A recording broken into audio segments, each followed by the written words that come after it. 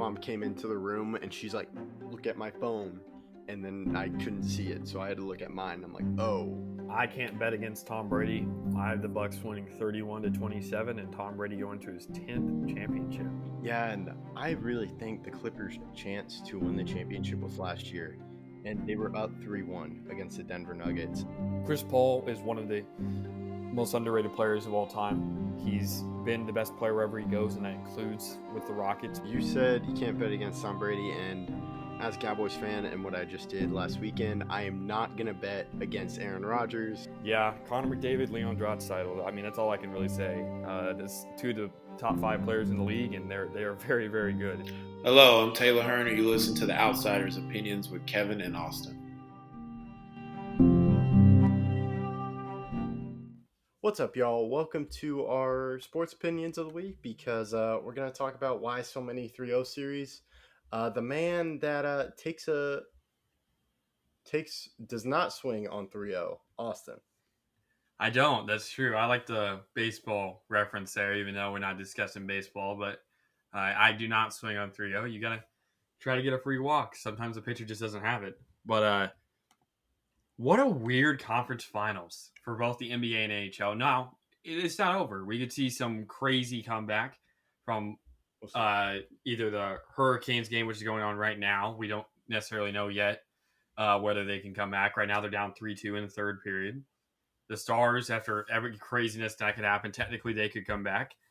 And then obviously the Celtics pushed it to a game 5 at least. So we could see a crazy comeback, but it doesn't look like any of those are likely. Why so many? That's the title of the video. Well, I think the NBA, it just seems to be a bad playoffs, and maybe it's because it's just, I don't know, the NBA playoffs seem bad. But if you look at the NHL games, they're all pretty close. So I think it's just the team has been able to edge them lately. Like the Panthers were able to edge Carolina at the end, and Vegas was able to do it before game 3 against the Stars. It was pretty close. Yeah, I agree. It's definitely been a lot of very close series, and I was really impressed of how we got to a 3-0 lead in both of these series, because the Stars dominated game 2. Hurricanes really dominated game 1 in their series. Both of those games, the team that I thought was the better team lost in overtime, and that's really indicative of how these playoffs have gone, or at least the conference finals. And it looks a lot more dominating of a series than it actually is. Yeah, and I'm just saying that it's still been good quality for a person watching hockey. I think it's good quality. NBA, I don't think it's been good quality. Halftime of game 3 against the Miami Heat was just awful. I turned it off at halftime. I was like, I can do something better than this. And I've only done that once during the NHL game, which was the Stars game 3. Yeah, and that was a bigger issue than just bad play. I think there was some... We'll get into it when we review the conference finals. Hopefully, Carolina or Dallas can extend the series to make it more interesting than it already is. But we'll definitely have a long conversation about game 3, no matter what happens in the series, because that's one of the worst hockey games I've watched in a long time, just based on situation and all the conditions that went into the game, and then Ben making the decision he did make. It really was a bad game, and that was really the only, like you mentioned, the only bad game we've had so far in the conference finals. Every other game has been decided by 1 goal or less, or what? You can't be decided unless it's 1 goal, so 1 goal. Yeah. And in the NBA, I don't think I have to watch the games. I that's what it's felt like. It just... Yeah, I enjoy watching games, but I think kind of your point also is you can turn the game on in the fourth quarter if it's close. Is that kind of what you're getting at? Yeah, I don't really have to pay attention. And to me, this NBA playoffs just has not been fun. It seems like a whistle's every other minute, and I'm like, I can't do this. Or every other possession, there's a whistle.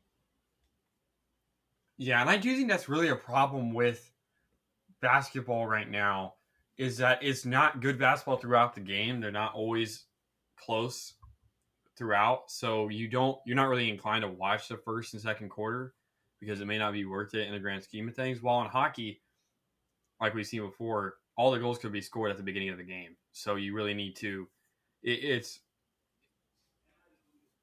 more enjoyable to watch the entire game because you know those goals mean a lot.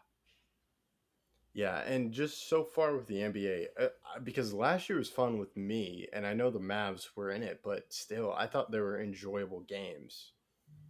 But this year, it just seems there's no enjoyable series, no enjoyable games. There's been some enjoyable games, some enjoyable series, but there's not been a plethora of them, and it really comes down to at the end of the series. Like, yes, there was some close games between the Lakers and the Nuggets, but when it ends up as a sweep, you kind of knew the Lakers had no chance because no one could guard Jokic, or Jamal Murray would have 30 and a half. And it really makes you wonder, like, how close those games really were. Because yes, the Lakers would come back, but in the fourth quarter, they would always fumble. And then for Yeah, Celtics Heat, it always seems like the Heat wanted it more. yeah, and I think NHL. We'll move over to the NBA, but NHL just seems like a rare coincidence that the team just wins, but they've been close, except for Stars Game 3, Mm-hmm. which I think is just a rare coincidence, but it's been enjoyable. The NBA, um, it just seems maybe hustle is it because LeBron seemed to go off in the final game. But it just seems like some teams are looking for those calls more and not really playing the game. Yeah, I also just think there's a skill discrepancy, and injuries definitely don't help when you look at the Suns with Chris Paul getting hurt, or the Clippers with Kawhi, or a lot of the other injuries that have happened. It kind of, you wonder if like players are playing for contracts. Like Embiid didn't have a good playoffs, the largest point drop off from an MVP ever. And then it's just not good cohesive culture. When a nine or when a seven seed makes it, it's not really indicative of a good playoffs always. It can be, but it for the NBA we've really struggled to see close games, and two games of the Warriors series were close and the rest were blowouts. And then for the Heat Knicks, there was some good games there, but also some blowouts. It just seems like there's a lot of blowouts in these series, more blowouts than there are close games. Yeah, and it just seems like there's already a pretty dominant team, and there's not really a fight. Yeah, it just we're getting to the point where I don't know if we have those. No, we don't have many players that are really doing everything to win. I don't know if they're really bought in. Uh, I saw a report that the Celtics seem like people that are done acting like they like each other. So, is there going to be some turnover there? Yeah, probably because you have to at this point. Uh, but I do think team chemistry has really been a problem in these playoffs as well. That's a big reason why, or the whole season overall. I mean, we saw that with the Mavs. We saw that with a lot of other teams. Like I said, the Celtics, probably also with the Warriors because of the Jordan Poole, Draymond Green incident that happened earlier in the year. So I really have to wonder, like, how much team chemistry really does matter. We see that with teams like the Nuggets and the Heat that have stayed pretty, basically the same team for a while now, and it's worked out. Yeah, and I do think there's something where I think a lot of teams are looking for calls and they're playing for the call instead of just playing the game and then getting the call as a result of it. Yeah, and that's a good point. And we really see that at the end of the games. I feel like the Lakers were praying for a call to kind of save them against the Nuggets, and they never got one. Yeah, and the Celtics, I think, were doing it a lot in Game 3. They're just like, "Hey, where's the foul call? Where's the foul call?" And I just would like, maybe we can do this in the off season. I just would like refs to stop calling the flailing and just let them play. Yeah, and we're seeing that a good bit in the NHL. There's not many penalties in the Stars series before Game 3. There were very, very few penalties, and it just shows that they were really trying to let them play, as you mentioned. Yeah, and if don't give them the foul call if they're asking for it, just make them let it happen because there are times where it just happens and then they call it and it works. But with the NHL, I think it's just a byproduct.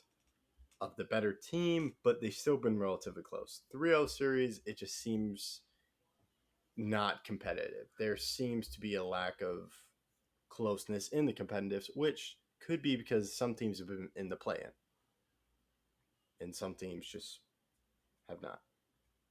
Maybe. But yeah, that's all we got. It's not true. There's no definitive answer, but I do think it was a good conversation to have, as it is just weird. So Yeah, we haven't seen something like this ever. It's the first time ever that all 3 series go to 3-0. wow, that's Or all crazy. 4 series, yeah. And the thing is, NHL would good scheduling. Do you know what happens if there's just 2 sweeps? Do you know when the NBA Finals starts? I don't. June 1st. Mm. Which this is the time when they're both sweeping. I would just give them a few days off and then go to the NBA Finals. I don't want to wait a week and a half. Understandable. So that's all we got. Thank you for listening to Outsiders Opinions.